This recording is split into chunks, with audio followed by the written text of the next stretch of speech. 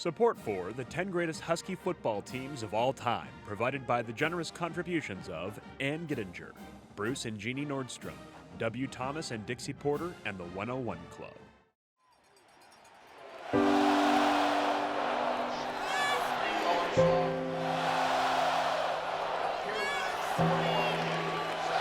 It is a tradition steeped in honor and pride, a tradition that spans nearly a century and a half.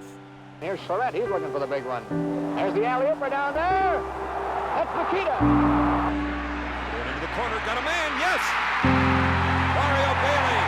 Over the middle, picked off Joe Kelly to the 35-30 on the run back to the 20. Joe Kelly going into the 5, touchdown Washington.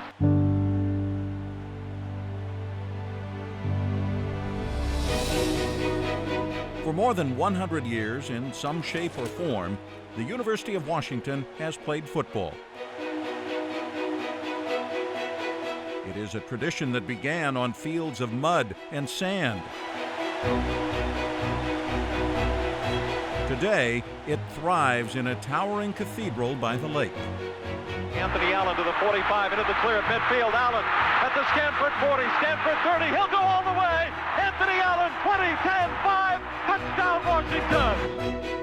From simple single-wing formations to complex G options. Tuiasa Sopo with room, inside the 20, he should go. Touchdown Huskies.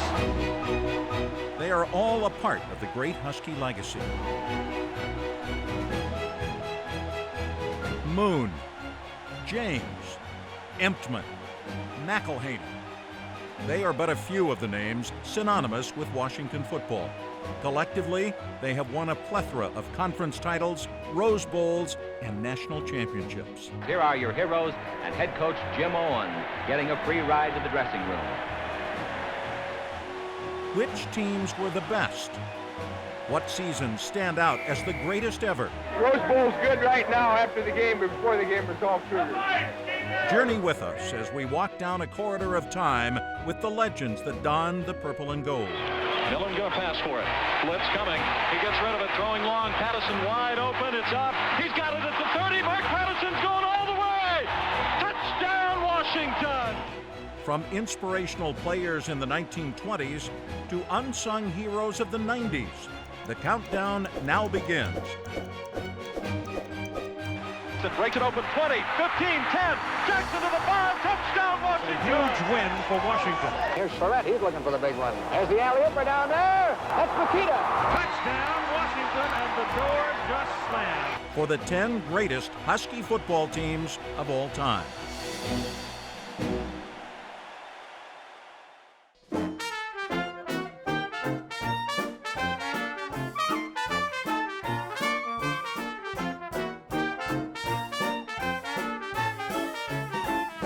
In 1908, a new coach by the name of Gil Dobie takes over the Washington Husky football program.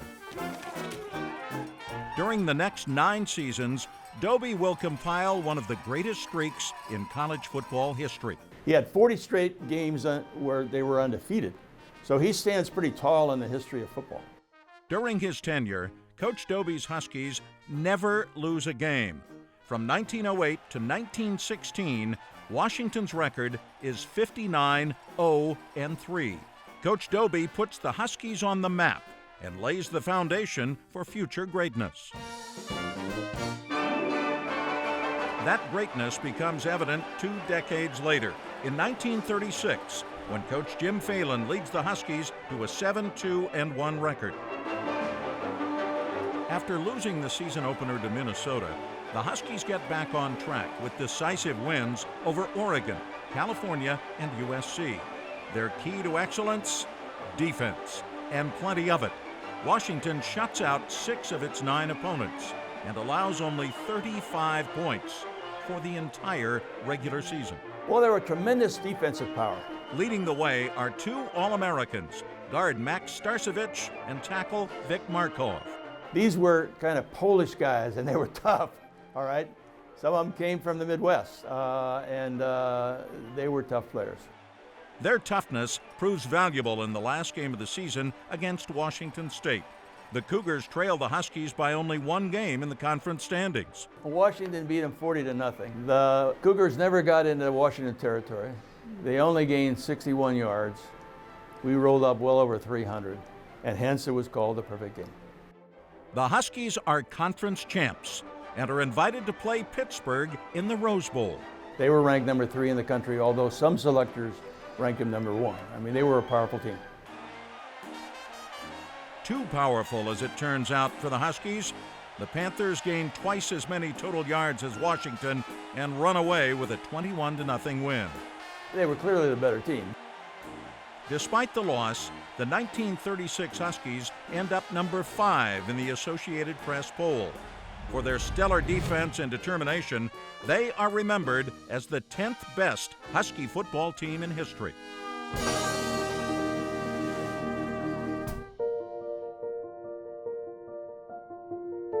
Every now and then, in the twinkling of an eye, it happens.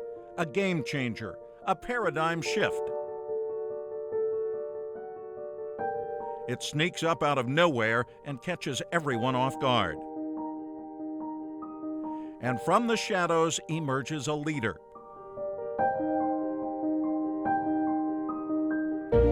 Coach Don James was such a leader. He had a heart like a magnet. He could attract people, and he had a head like a compass. He knew where he was going. He had a plan. He had a system. It is a system that will eventually pay dividends. But in his first 2 seasons, Coach James' teams wallow in mediocrity with 11 wins and 11 losses.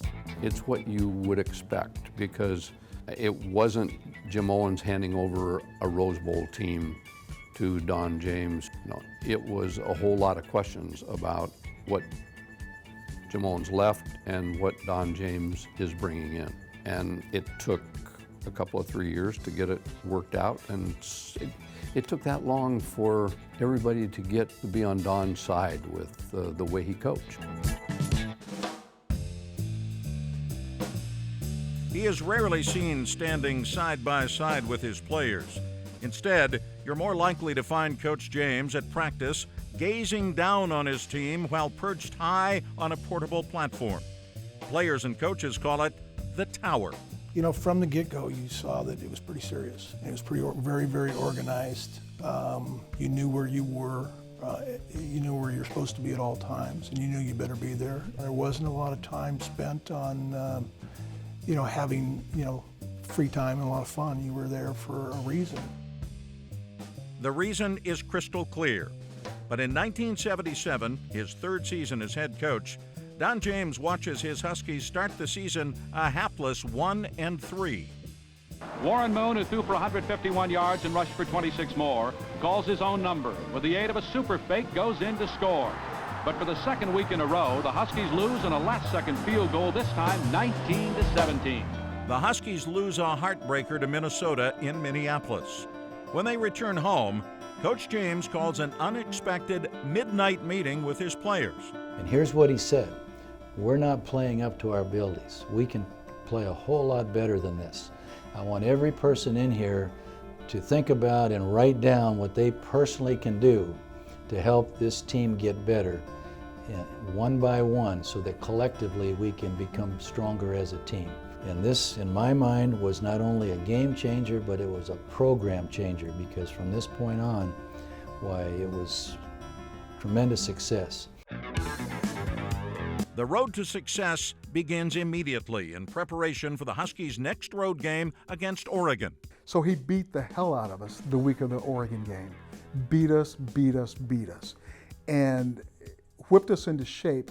By the time we got to Oregon, we were tired of hitting purple and gold. We wanted to hit anything, any color. Anybody was in trouble. It turned out it was Oregon, and they were nemesis of ours, and we didn't like them, they didn't like us. The Huskies demolish Oregon 54-0. The Huskies then drive to the goal line, where Joe Steele goes in to score behind a good block, and the route is on. It was a good old-fashioned kicking, which was good, yeah. The Husky defense has never been better, with junior linebacker Mike Jackson leading the charge. And before the Oregon Ducks can pick up a first down, the Huskies lead it 24-0. The Dogs win 3 of their next 4 games. Warren Moon, who was voted the co-player of the year in the Pac-8 Conference, shows off his throwing ability with his 26-yard beauty to Spider Gaines for 6 more points for Washington. The big showdown comes against the 14th-ranked USC Trojans, led by the nation's leading rusher, Charles White.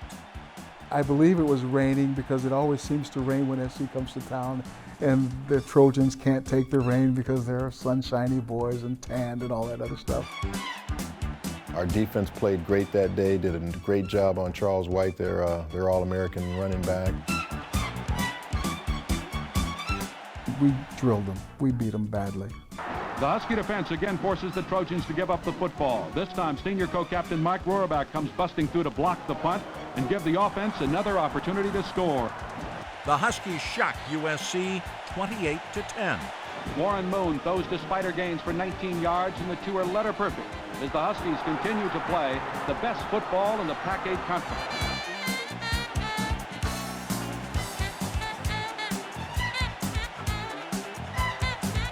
A long, plodding 71-yard keeper late in the game by quarterback Warren Moon seals the victory. Coach James wanted to keep the ball in my hands. He didn't want to risk getting a fumble or anything like that, so he felt confident enough for me to have the football in my hands. So we ran a couple of quarterback sweeps, and I was able to find a little hole, and I ducked underneath a player, and next thing you know, I'm coming out the backside, and I end up going 71 yards for a touchdown, and probably one of the slowest 71-yard runs in the history of Pac-8 football, but I got to the end zone, and that's all that mattered. The triumph paves the way for the first Rose Bowl berth in the James Gang era. It truly was the pivotal game of Don's career, I believe. And it was to establish us as the power and taking that power away from USC. And so all of a sudden, the program, being a building program, was over. Now we are contending champions from that point on with Don. The Huskies have no problem with Washington State in the Apple Cup and take the Pac-8 Conference crown. It's on to Pasadena for the 1978 Rose Bowl. The Huskies are considered big underdogs against Bo Schembechler's 4th-ranked Michigan Wolverines. Michigan was a little cocky. Michigan had an attitude about them that they were something special, and they're playing this mediocre team from the West Coast. You know, we're reading the press too. We're 2 or 3 touchdown underdogs. We don't stand a chance, and okay, well, let's go back to Disneyland. Let's go on this other space ride and do that stuff. Somewhere along the line, in the last week, there was a team meeting. The team came together and said, you know, well, we made this journey down here. Let's try to win this thing. Warren Moon drives his team to the Wolverine 2. We're on 2nd and goal. Warren fakes inside, rolls to his left, looks to pass, then keeps and dives in to score the first touchdown of the game.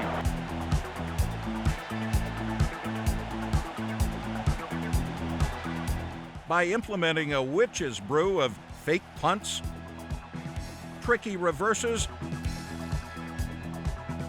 and a pass-heavy game plan, Coach James catches Michigan off guard.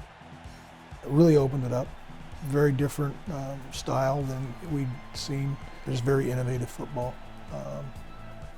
He let it all out. That was really unlike him as a coach. Warren Moon then calls in his favorite target, Spider Gaines. Spider beats the Wolverines deep and is wide open. The pass is right on target, and Spider takes the ball in full stride for a touchdown before crashing into the wall, and it's 24-0 in favor of Washington. The Huskies build a commanding 24-0 lead.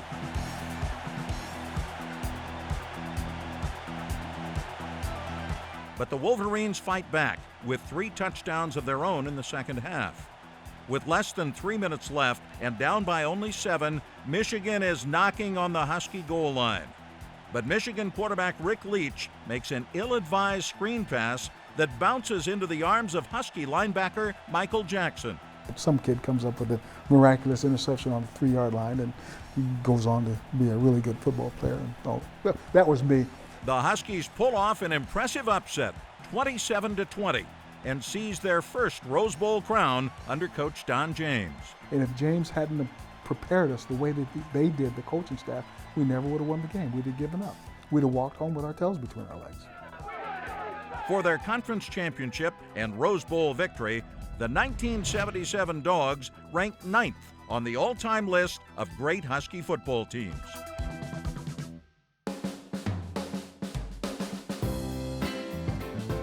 In 1981, the James Gang rides again to a conference title. It has plenty of motivation. Coming off a Rose Bowl loss to Michigan, the 1981 Huskies have a clear goal: get back to Pasadena and win. Allen fakes the last defender at midfield, takes it all the way for a touchdown. The Huskies go on to win 20-3.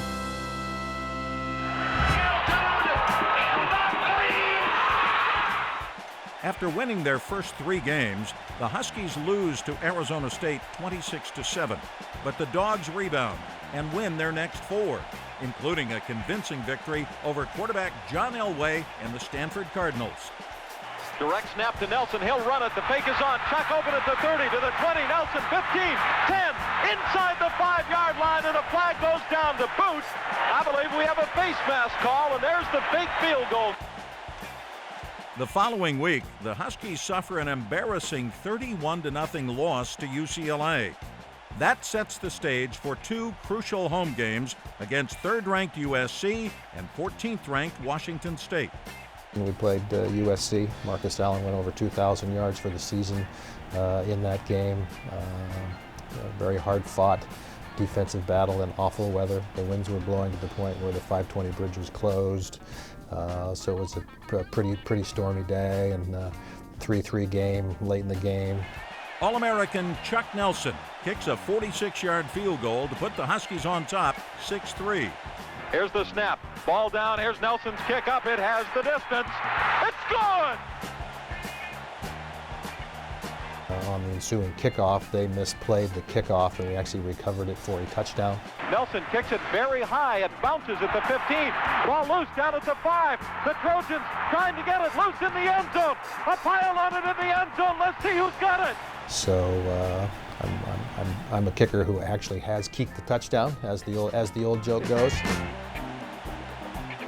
The Huskies claim a tough 13-3 victory and are on track for another Rose Bowl berth. The Huskies have one more obstacle to hurdle: cross-state rival Washington State. It's billed as the biggest Apple Cup since 1936. The victor has a good shot of going to the Rose Bowl, depending on the outcome of the USC-UCLA game. An awful lot of the Husky Cougar games were the favorite, and that scares you. In this game, it was, hey, we're even up here, and the winner gets all the roses. So this was a little different than most of your Cougar games. We had some big plays. Paul Scanzi made a great catch just before the end of the half. Here's Pelor. He's going to throw for it. He's looking for Scanzi in the near corner of the end zone. Complete for a touchdown. Paul Scanzi, a miraculous catch. The miraculous catch by Paul Scanzi puts the Huskies up 10-7 at the half. Pelor, draw play to Cookie Jackson, breaks it open 20, 15, 10, Jackson to the 5, Cookie Jackson, touchdown Washington! Cookie Jackson's touchdown puts the lid on an 80-yard march that puts the Huskies ahead 17-10. 2 more field goals by Chuck Nelson finish it off. The Huskies take the Apple Cup 23-10. And Husky Nation goes wild when it learns USC upsets UCLA. The Huskies are going back to redeem themselves in Pasadena. First of all, for winning the Apple Cup, you won it very decisively today. And secondly, I want to present you the Apple Cup. Secondly, the entire state is confident that come New Year's Day in the Rose Bowl, you're going to show it again. Congratulations and best of luck. To play a rivalry game with that much on the line, and frankly, the chance to go back to the Rose Bowl and win 2 conference championships in a row, win that game, very meaningful. The Huskies will go against the 13th-ranked Iowa Hawkeyes on New Year's Day. The jitters that plagued the players in last year's Rose Bowl are gone. Coaching staff, everybody was more relaxed. Players understood. what to expect, and it was Iowa's first there. So we kind of felt we had an advantage mentally over them coming into that game. After a scoreless first quarter, the Huskies take control of the tempo, with freshman sensation Jacques Robinson leading the charge. In the third period, Robinson breaks free for a 34-yard touchdown, followed by a 2-point conversion from Steve Pellure to Paul Scanzi. 2 points. Steve did a great job. Everybody kind of executed. All Coach James' defenses were top, when I was there. And the Rose Bowl is no exception. The James gang shut out the Iowa Hawkeyes 28-0. It's the first Rose Bowl shutout in 28 years. We ended up winning 28-0, so it was a pretty good game.